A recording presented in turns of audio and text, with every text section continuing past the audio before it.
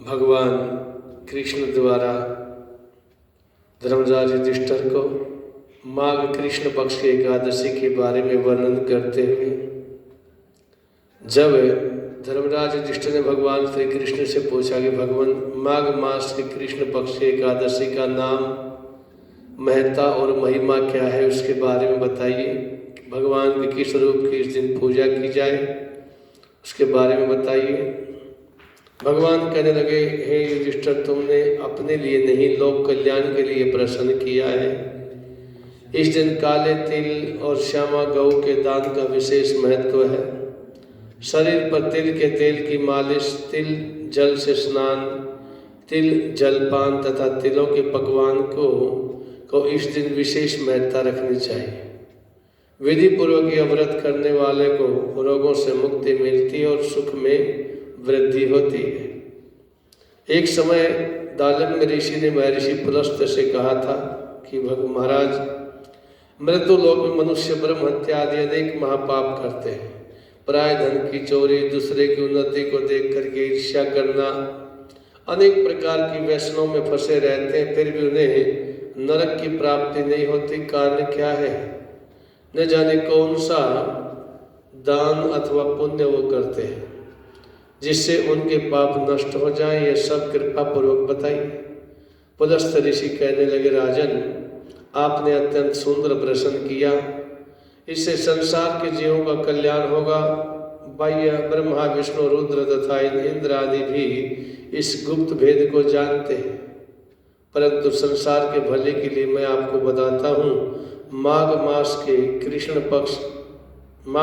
के प्रारंभ होते ही स्नान आदि से शुद्ध हो, इंद्रियों को वश में करके काम, क्रोध, लोभ, मोह, अहंकार, ईर्ष्या, अभिमान आदि का त्याग करके भगवान का स्मरण करना चाहिए। मुख्य नक्षत्र में गोचर, रुई, तिल मिला करके उसके कंडे उपले बनाए, उन उपलों से 108 बार हवन करें। उस दिन मूल नक्षत्र हो, साथ ही नित्य क्रिया से निर्वत होकर के देवादिदेव श्री भगवान कृष्ण का पूजन और एकादशी, षटतिला एकादशी का व्रत करें। रात्रि को जागरण करना श्रेष्ठ है। उनके दूसरे दिन धूप दीप नैवेद्य आदि से भगवान का पूजन करके खिचड़ी का भोग लगाए।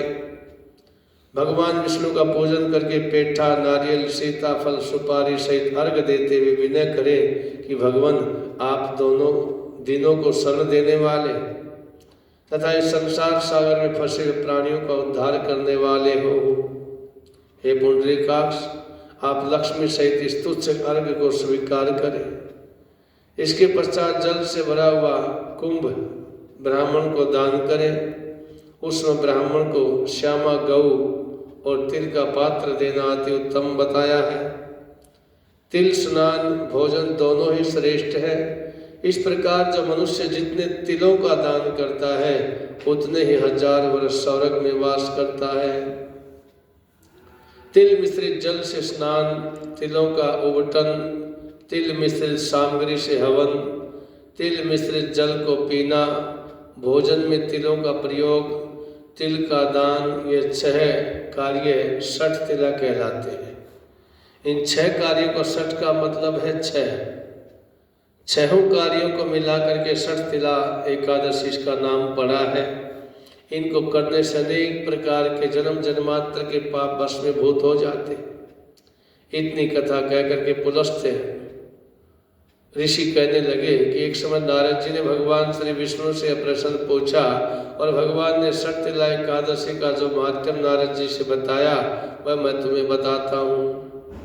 भगवान विष्णु कहने लगे, नारद जी, मैं आंखों देखी एक सत्य घटना कहता हूँ, तुम ध्यान पूर्वक सुनो। प्राचीन काल में मृत्युलोक में ब्राह्मणी रहती थी। वह सदैव व्रत किया करती। एक समय वह 1 मास तक लगातार व्रत करती रही। इससे उसका शरीर अत्यंत दुर्बल हो गया। यद्यपि वह अत्यंत बुद्धिमान थी, फिर भी उसने कभी देवताओं के निमित्त धन तथा अन्न का दान नहीं किया। इससे मैंने विचार किया कि ब्राह्मणी ने व्रत आदि से अपना शरीर शुद्ध कर लिया है और इसको विष्णु लोक तो मिल ही जाएगा, परंतु इसने कभी भी अन्न दान नहीं किया। इससे इसकी तृप्ति होना बड़ा कठिन है। ऐसा विचार करके मैं एक भिखारी बन करके मृत्यु लोक में उस ब्राह्मण के पास गया और उससे भिक्षा की याचना की। वह कहने लगी, महाराज आप यहाँ किस लिए आए हैं? मैंने कहा, देवी मुझे भिक्षा चाहिए। इस पर उसने एक मिट्टी का ढेला मेरे भिक्षा पात्र में डाल दिया। मैं उसे लेकर के स्वर्ग लौट आया। कुछ समय बीतने पर वह ब्राह्मणी शरीर का त्याग करके स्वर्ग में आई।